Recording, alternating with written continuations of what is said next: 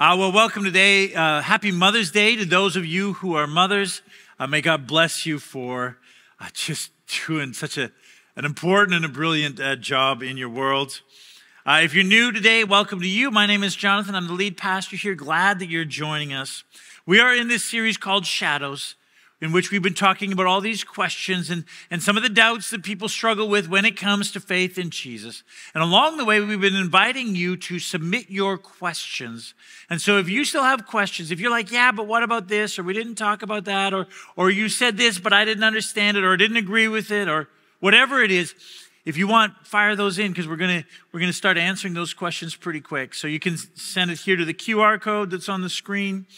You can drop it by in the lobby after the service or on the website as well. Well, today we're coming to the second last of our topics that we're looking at, and it is the topic of science and faith. And we really want to talk about two questions. The first one is this: are science and faith in conflict? Don't science and faith contradict one another in all kinds of places? And the second question is this: surely science is slowly but effectively disproving the existence of God. I mean, isn't it pretty much impossible to be an intelligent scientific thinker these days and still hold to religious beliefs? So those are the two questions. So let's start with the first question. Are faith and science in conflict? Well, not according to the Bible, they're not. According to the Bible, faith and science aren't in conflict at all. In fact, they are complementary. They are different sides of the same coin. Both reveal who God is, but in different ways. The Bible reveals to us who God is through history and through the person and life of Jesus Christ. And science reveals God to us through nature and the physical world around us that God created. The Apostle Paul talks about this very thing in a letter that he wrote to a group of Christians in the city of Rome. He writes this: "For since the creation of the world, God's invisible qualities, his eternal power and divine nature have been clearly seen, being understood from what has been made, so that people are without excuse." What the Apostle Paul writes is really that it is in creation, in the cosmos, in nature, that as we dig deeper and deeper into it, we see God in the midst of it. We see him revealing himself to us. And that, of course, we do through science. Science complements what the Bible tells us about God, because ultimately God is behind it all. Ultimately, God is the author of the universe and of this world that we live in. And the Bible very famously says that in the very opening words of the Bible. In the beginning, God created the heavens and the earth. So if he's the creator, if he's the author of all that there is and everything that we see, then as we study it and as we learn about it, science won't conflict with faith, but rather complement it. In fact, this very idea was the premise of modern science. Modern science can be traced back to two Franciscan monks who lived in the 1200s. One guy's name was Roger Bacon, the other guy, William of Ockham. And they established the foundations of the scientific method, the empirical method, based upon the idea that if God created it all, if he's the designer of it all, then we should be able to find laws and patterns and categories and all these things in the natural world that point to the hands of a creator. It's the foundation of science, or certainly of the beginning of science. And of course, this mindset led to a long and illustrious line of scientists who had no conflict whatsoever between a deep and abiding faith in God and a very vigorous science in their world. So for example, Johannes Kepler, the 16th century astronomer who established the laws of planetary motion, writes this: "The chief aim of all investigations of the external world should be to discover the rational order and harmony imposed on it by God, in which he revealed to us in the language of mathematics." This is the goal, to see how God put it all together. And you can describe it, he said, in the language of math. Galileo, another astronomer who famously ran afoul of the church by showing that the earth rotates around the sun and that not the other way around, he writes this: "The laws of nature are written by the hand of God in the language of mathematics." See, Galileo was a firm believer in both God and the Bible, and was so until the very day of his death. Albert Einstein, obviously one of the greatest scientists in history. In his study, he had pictures of 3 of his scientific heroes. The first picture that he had in his study was of Isaac Newton, who lived in the 1600s. Of course, he discovered or established or made, obviously, he found the laws of motion and gravity. But you know, Isaac Newton was a deep believer in God. In fact, he wrote more about theology than he did about physics. The next picture that Albert Einstein had in his office was of Michael Faraday, who lived in the 1700s. And he was best known for his work with electromagnetism. And he was considered one of the greatest experimental scientists of all of history. And so there's all kinds of things that there are scientific terms named after him: the Faraday constant, the Faraday effect, the Faraday cage, the Faraday waves. And he was a deeply passionate Christian who was very interested in the relationship between science and faith. And then the third picture that Einstein had in his study was that of a Scottish man named James Clerk Maxwell, who lived in the 1800s. And he was credited with the second great unification of physics, bringing together electricity, magnetism, and light. And he also was a passionate Christian, an elder in his church. And there are all kinds of other great scientists who also had this deep, great, abiding faith in God and in the Bible, and saw no conflict whatsoever between faith and science. The science historian Peter Harrison writes this: "Far from hindering the rise of modern science, faith in God was one of the motors that drove it." And Colin Russell, another highly regarded historian of science, writes this: "The common belief that the actual relations between religion and science over the last few centuries have been marked by deep and enduring hostility is not historically accurate, but actually a caricature so grotesque that what needs to be explained is how it could possibly have achieved any degree of respectability." There is no conflict between faith and science. And yet there remains in our world this sense that, yes, there is. I mean, so for instance, people say, well, okay, what about miracles? I mean, the Bible talks about miracles, but hasn't science disproved miracles? Well, no, actually, it hasn't. The belief that there can be no such things as miracles is just that. It's a belief based upon a faith assumption. The idea that, or the belief that there can be no miracles is based upon the faith assumption that we live in a closed system. In other words, that everything in the universe is all that there is. Let me explain it this way. Let's suppose I got a giant cardboard box, a massive cardboard box for my rabbits, to put my rabbits in there. Now, I had rabbits, but they died. And then I got another rabbit and it died, so I don't get rabbits anymore. But suppose that I did. And I got this big cage, and in this big cardboard box, I put in everything that a rabbit needed to live: water, lettuce, or grass, or whatever they eat, and a place for them to sleep, and a place for them to poop, because rabbits poop a lot, and another rabbit, because rabbits multiply like rabbits. I mean, everything that they needed. And then I closed the lid of the box and never touched it again, and they just lived forever in that box, happily ever after. I mean, that would be a closed system. No outside interference in what happens for the rabbits.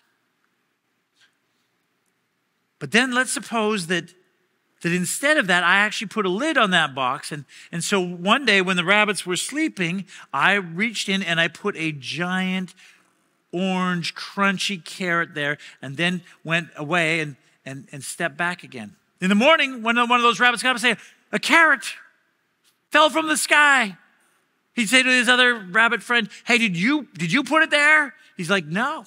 He'd be like, "It's a miracle. There must be a human out there that put the carrot here. Now that's the opposite of a closed system. That's an open system. That says there is a power greater than what we know here that can impact and affect the world that we live in. Now, if the first rabbit held not a scientific belief, but a faith-based belief that there was just a closed system, he'd say, well, no, it can't be. There's no such thing as a human. I never saw an arm come in here, and I've never seen a human, and I can't scientifically prove that a human exists. So clearly, even though this carrot appeared, it must be for some other reason. See, that's not a scientific statement. That's a statement of faith. Whether you believe in miracles or whether you don't believe in miracles, both are based on faith, not science. See, the Russian novelist Fyodor Dostoevsky describes a person who thinks that they're scientific but actually have faith when it comes to this. He says, he is the type of man who will always find in himself the strength and the ability not to believe in miracles. And if a miracle stands before him as an irrefutable fact, he will sooner doubt his own senses than admit that fact. And if he does admit it, he will admit it as a fact of nature that was previously unknown to him. You see, even when he sees the miracle, he's like, no, because it's about faith, not science. The question of miracles is that very thing. See, science can neither prove that God exists nor prove that he doesn't exist. And science can't prove that we live in a closed system any more than it can prove that we live in an open system. Because the realm of science is simply, by its very definition, limited to studying the natural world, that which can be seen and tasted and touched. So anything that's outside of that realm is simply outside the realm of science. For a scientist to claim that there's no such thing as miracles because it can't scientifically prove that miracles happen is like a drunk man who argues that there's no other place to look for his lost keys than under the streetlight because that's the only place that he can see. It simply doesn't work that way. Miracles, of course, are rare by definition. If miracles happened all the time, they wouldn't be miracles, they'd just be everyday life. But that doesn't mean that they can't or don't happen. That's a question of faith, no matter your position, not of science, because they fall outside the realm of scientific research. Okay, so you say, okay, I get that, but what about Galileo? I mean, Galileo came up with the science, and the church said, no, we oppose what he said. They persecuted him for it. Doesn't that show that faith and science are in conflict? Well, nope. No, that doesn't either. That shows that the church at that time made a mistake by mixing up what the Bible tells us with what science tells us. Galileo, as I already pointed out, was a deeply committed Christian who believed fully in the Bible. In fact, he argued powerfully that his science didn't undermine what the Bible said at all. In fact, the idea that the sun circled the earth and not the other way around is not actually from the Bible. It's a Greek idea. It's actually from Aristotle who proposed this. And in fact, the whole scientific community in the day believed it except for Galileo. And some people had wrongly used a couple of verses from the Bible out of context to say this very thing.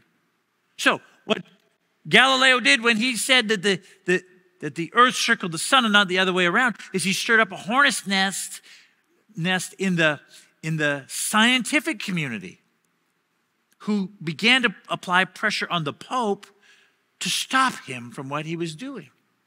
Now, it didn't help that Galileo, who was such a smart guy, also made fun of the Pope publicly, which shows that he's smart in some areas, but not so smart in others.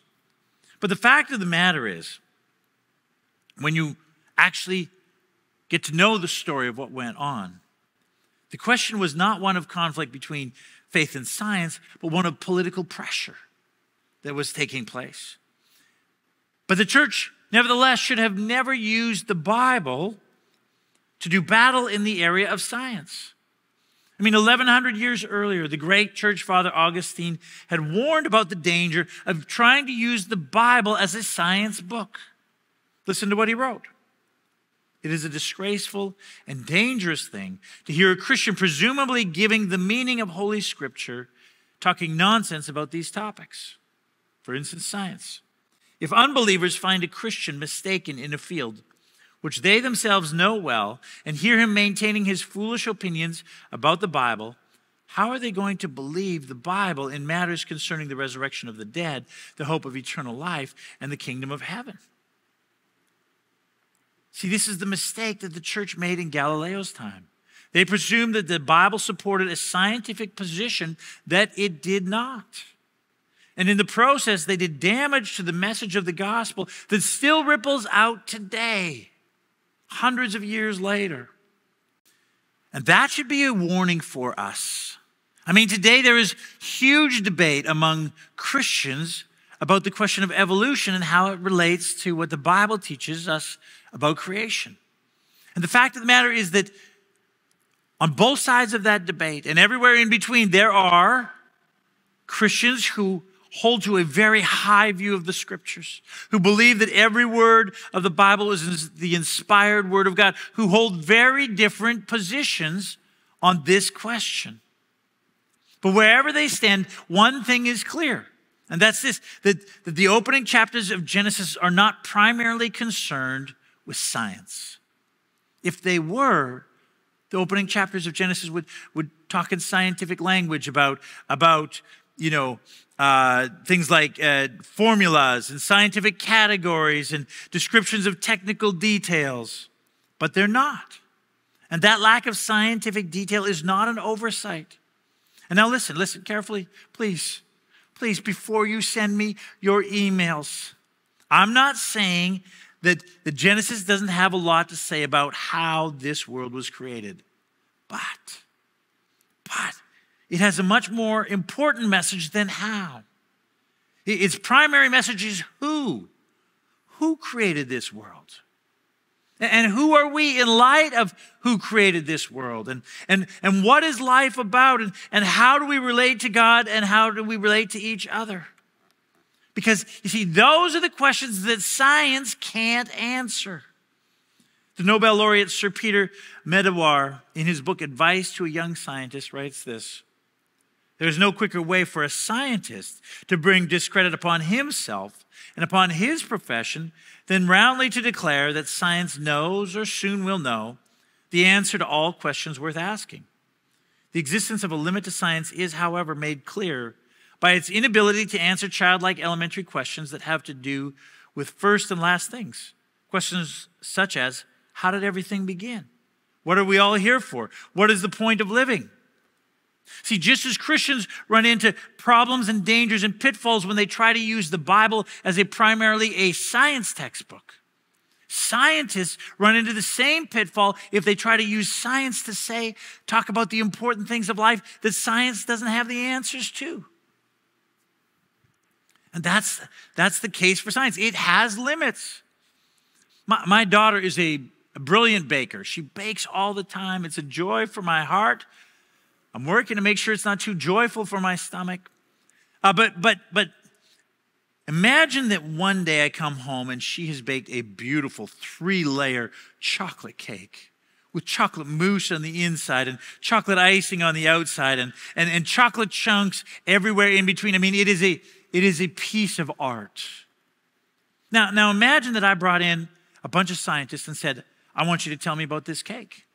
Well, they could tell me all kinds of things. The biochemist would be able to tell me about the proteins and the fats in there and how they interact. He could write a 20-page report for me to read about that cake. And the chemist would come in and tell me about the compounds and how the interaction between them makes a certain flavors a certain way that they are. And he could write a 30-page report for me to understand those details. And the physicist would be able to come and study how a 3-layer cake could have mousse on the inside and not fall flat. And the mathematician would be able to write, all these equations, A and B and X and Y, and to show how the subatomic particles in that cake interact with one another. It would be brilliant. I could read about it for months afterwards from the reports that they would send to me about that cake. But the one thing that they could not tell me, no matter how deep they went, how much they studied, was this: why did she make the cake? I mean, what was the purpose of it? I mean, did she make it because she just loves her dad and she knows that he loves chocolate cake? Did she make it for a school assignment? Did she make it because she's selling it at a bake sale? Did she make it because it's someone's birthday? They will never, ever, ever be able to figure that out unless she tells them. And you know, the same thing is true with all of life. The meaning of life, why we're here, what it's all about. Those are questions that science will never be able to answer. Those are things that can only be known if God reveals them to us. And that's what the Bible is about. And science complements that, but it can't possibly compete with that, even though it tries. I mean, just because a scientist makes some sort of statement about life doesn't mean that just because they're a scientist, it's true. Carl Sagan, famous American astronomer and cosmologist, had this TV program back in the day that he started with this famous line: "The cosmos, the universe, is all that is or ever was or ever will be." He said it as a scientist. But that's just a statement of faith. That's not true, or at least it can't be proven. That's a statement of faith. But because he said it with a voice, everyone says, "Oh, a scientist said it must be true." It's not. Bertrand Russell, mathematician and philosopher, wrote this: "Whatever knowledge is attainable must be attained by scientific methods. And what science cannot discover, mankind cannot know." Sounds so scientific, except for in that very statement, he says, well, therefore, the history department at his university doesn't matter anymore. The literature department doesn't matter. The art department doesn't matter. There's no truth anywhere except for in his department in science. I mean, his very statement is not even scientific. It's a statement of faith. Dr. Peter Atkins, professor of chemistry at Oxford University, writes this: "There is no reason to suppose that science cannot deal with every aspect of existence. Except, as we just pointed out, not even the most childlike questions about why am I here, mommy and daddy, what's this life about, can be answered by the greatest scientists in the world." The Nobel Prize-winning laureate physicist Richard Feynman said that outside of his or her field, the scientist is just as dumb as the next guy. And Stephen Gould, the Harvard paleontologist and committed atheist, writes this: "To say it for my colleagues and for the umpteenth millionth time, science simply cannot, by its legitimate methods, adjudicate the issues of God's possible superintendence of nature. We neither affirm nor deny it. We simply cannot comment on it as scientists." So, are science and faith in conflict? No, not at all. They complement one another. They both reveal who God is as the creator and sustainer of the universe, only in very different ways.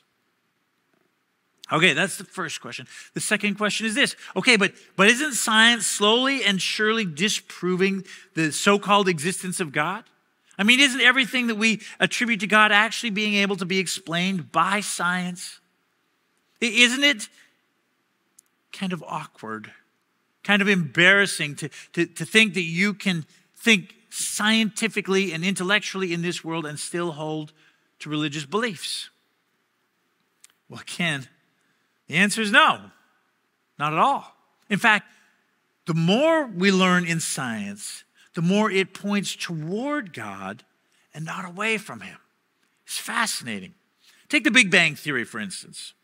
The Big Bang Theory is the theory, of course, that this universe had a beginning from some sort of cataclysmic event, and that it's exploded outwards and continues to rapidly expand. Now, that idea, that's a relatively new idea in science. That idea, interestingly enough, was first put forth by a Belgian Roman Catholic priest named Georges Lemaitre in the early part of the 1900s, so not long ago. And when he first put out this idea that the universe began with a Big Bang, he was roundly derided by the scientific community. In fact, another scientist, a guy named Fred Hoyle, thought it was a ridiculous idea. And he was doing a radio interview one day, and he said, this idea is so ridiculous. It's like describing at a party, a party girl pops out of a cake, and there's this big bang. And he was making fun of it. And when he said big bang, it stuck. He who derided it was the one who gave the name to this theory. Now, why did he dislike this theory so much? Because before that time, through most of history before then, the scientists believed that the universe was in what was called a steady state. In other words, it had always existed. It was never a beginning to the universe. But now scientists have shown that there is a beginning to the universe. And that's a problem. I mean, where did that beginning come from? Who started it all? And it turns out that the science is showing that there should be a God there who begins it all.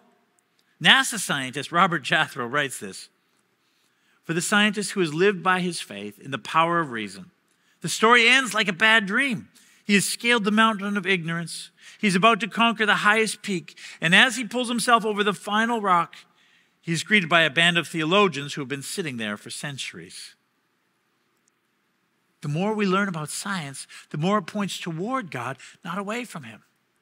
Take another example, the example of the fine-tuning of the universe. Scientists have come to discover that the universe is, the fact that there is life in the universe is only because there's about 15 what they call constants that are so finely tuned that if any single one of them was out by just the tiniest amount, the universe would cease to exist. I mean, there would be no stars, no life, no planets, no chemicals, nothing. But the fine-tuning is so incredibly fine. Take, for instance, gravity. Gravity is one of those 15. Gravity, the gravity in the universe is so fine-tuned that it is within 1 to 10 of the 60th that it can change and not destroy the universe. If it moves, I mean, think about that. 1 to 10 to the 60th, that's one with 60 zeros behind it. If it moves just one little number this way, then the entire universe would expand so rapidly that it would thin out and disappear. And if it just moved one little bit this way, it would collapse in upon itself. Either way, life would cease to exist. And that's just one of these 15 traits or constants that cause the universe to hold together. Life is possible. The likelihood of that happening by accident is so infinitesimally small that it makes 1 to 10 to the 60 seem like a tiny number. In other words, it is literally impossible that happened by accident. Which points to a creator, to a God that's outside of this whole thing, that had put it in place. Now, the problem is sometimes because scientists hold a faith position instead of a science position, they don't want to follow the science. And so they've developed this new idea, some have, of the multiverse. In other words, there is not just one universe, there's multitude of universes, all kinds of universes out there. And because there's so many that are so large, just like ours, that eventually the likelihood of something like our planet happening, our universe happening, just happens. The problem with that idea is that it's simply bad science. There is no such thing as the multiverse. Sir Roger Penrose, agnostic mathematician and physicist, and sometimes research partner with Stephen Hawking, wrote a book called Faith, Fantasy, and Fashion, The New Physics of the Universe, where he points out that the idea of the multiverse is simply bad science. In fact, there is no science to back it up at all. It cannot be detected, cannot be observed, cannot be measured, cannot be mathematically proved. The idea of the multiverse only appeared, it only became a topic of discussion when it became clear that the fine-tuning of the universe pointed to an intelligent designer behind it all. Before that, no one had even broached the idea. It points to the Creator God. And then, of course, there is the DNA, which is in every cell in your body, made up of 4 simple chemical sort of letters. The DNA in your, a small part in the cell of every cell of your body, of the millions of cells, is 3 billion letters long. 3 billion letters long that dictates everything about who your physical life is or who you are. That thing is 3 billion letters long. Think about that. Imagine me taking 1,000 letters, printing them out on paper, cutting them into little pieces, throwing them up in the air, and watching them all come down and become a McDonald's menu. It would be perfect, wouldn't it? Might be a better menu than what they got. I don't know. But the fact of the matter is, no one says it's possible. Everyone knows, even the McDonald's menu with 1,000 letters on it is put together by an intelligent mind. So a 3 billion long letter, 3 billion long word, a 3 billion letter word in every single cell, that speaks to an intelligent mind. See, the science, the more we go, the deeper we go, the more it points towards God. You know, I know that I may look like an athlete. Of course not. Being tall and skinny like a stick doesn't make for necessarily a great athlete, but I try. I tried playing basketball. But what I found in basketball is that when I got the ball, some big guy would just come and take it out of my hands, and I spent most of my time chasing him down the court saying, hey, I want that back. And so I didn't play a lot of basketball. Instead, I got into a sport where there was a net between me and the opponents, because that worked better for me. So I got into volleyball, and I love volleyball, and I played volleyball an awful lot, and I learned all about it. And that means that today, when I watch basketball, I haven't got a clue what's going on. I mean, when I watch basketball today, it's a bunch of big guys with beards running in circles in total chaos and pandemonium, and one here and one pops up there, and I don't know, and they get the ball and they shoot it and they get a basket. But when I watch volleyball, oh man, I can see the play setting up, and I know the philosophy behind why they're doing what they're doing, and I know that when that guy goes up to spike that ball, I know how hard it is, and what a beautiful thing it is when he just hammers it down there, and if someone digs it up, oh man, that is just a thing of utter beauty. Now, why do I know that? Why does it move me like basketball doesn't? Because I've gone deep, because I've understood what it's about. See, the deeper you go in the sciences, the more you study there, the more you say, this is a beautiful thing. I mean, it points towards God. Roger Bacon, remember he was the guy, one of the Franciscan monks who started the scientific revolution back in the 1200s. He writes this: it is true that a little philosophy inclineth man's mind to atheism, but depth in philosophy bringeth man's mind to religion. A little bit of science, people say, well, yeah, probably there isn't a God. But when you go deeper, when you really begin to study it, it leads you to places, there's got to be a God. And in fact, that's the case for all kinds of world-class scientists. Francis Collins, who led the Human Genome Project, who mapped out the 3 billion letters of the DNA and now directs the National Institute of Health, was not a Christian when he got into science, but today is very, very boldly a follower of God. And there are Christians at the highest levels of all kinds of science. I mean, just take one Ivy League school, just one, MIT in Massachusetts, or in Cambridge, Massachusetts. If you stopped most of the students in the corridors and said, are there Christians here? They'd be professors, they'd be like, I don't think so. But there's all kinds. If you look deeper, I mean, Ian Hutchinson, professor of nuclear science, Daniel Hastings, professor of aeronautics and astronautics, Jing Kong, professor of electrical engineer, none of whom were Christians before they got into the sciences, before they started their studies. Rosalind Picard, artificial intelligence expert who invented the field of effective computing, became a Christian when she was a teenager. Troy Van Voges, chemistry professor who came to faith in grad school in Berkeley, California. Linda Griffith, biological and mechanical engineering professor who became a Christian when she was an already established scientist. Dick Yu, professor of mechanical and ocean engineering. Chris Love, chemical engineering. Doug Laffenberger, professor of biological engineering, chemical engineering, and biology. Because, why not have 3 or 4 PhDs instead of 1, right? Susan Hockfield, neuroscientist and former and first female president of MIT. All deeply devoted followers of Jesus at just one of the Ivy League schools in the United States, and many more at that same school. Between 1901 and 2000, over 60% of Nobel Prize winners were Christians. Not just the Nobel Peace Prize, but in literature and in economics and in mathematics and in physics and in chemistry and in all the categories, Christians over and over and over again.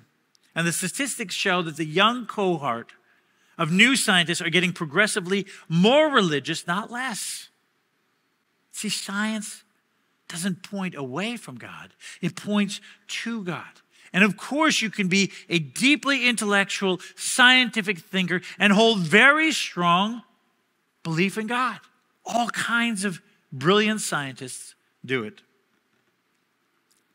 King David, who wasn't a scientist, but was a poet, he must have spent hours as a shepherd boy sitting out in the fields, contemplating the stars in the sky and the beauty of the universe. And he writes this in Psalm 19. Here's what he writes. The heavens declare the glory of God. The skies proclaim the works of his hands. Day after day they pour forth speech. Night after night they reveal knowledge. They have no speech. They use no words. No sound is heard from them. Yet their voice goes out into all the earth. Their words to the end of the world. Man, he just says it like no one else. The natural world, the cosmos, the universe declares the glory of God. Not in words, but as we study it and as we learn more about it and as we engage in it deeper and deeper, it just displays the splendor and the majesty and the beauty of a beautiful, brilliant, good designer. And the words of the scriptures of the Bible also reveals to us through history and through Jesus, a God who loves us so deeply, that he walks with us through our daily lives, and that he sent his own son so that we could have a personal relationship with this very God who created such a vast and beautiful universe. Science and faith, not in conflict in any way, rather different sides of the same coin that reveal to us the beauty and the goodness of God. Would you bow your heads with me? And let's pray. Well, God, you really are a remarkable God. You really are a marvelous God. And God, we read about you all the time in your word, and we study you, and we see you at work in all kinds of places. But God, in your creation, in this universe, God, you just displayed your glory in so many ways, in so many places. God, thank you. Thank you that as we learn more, as we tap the potential that you put in this world, Father, that even as we use it to flourish in this life, God, that it points back to you. And so, Father, I pray for all who are in the sciences, all who are studying deeply. God, would you just continue to open their eyes? Would they just see the glory and the beauty of who you are as they learn and as they study and as they grow? And God, may you receive the glory in our lives. We thank you, we praise you in Jesus' name. Amen. Well, thank you for coming and joining us today. I want to send you with these words from the prophet Isaiah. Sovereign Lord, you have made the heavens and the earth by your great power and outstretched arm. Nothing is too hard for you. We serve such a great and a beautiful God. Nothing is too hard for him. May you walk in the grace and the peace of God as you go this week. Have a great week. We'll see you next week.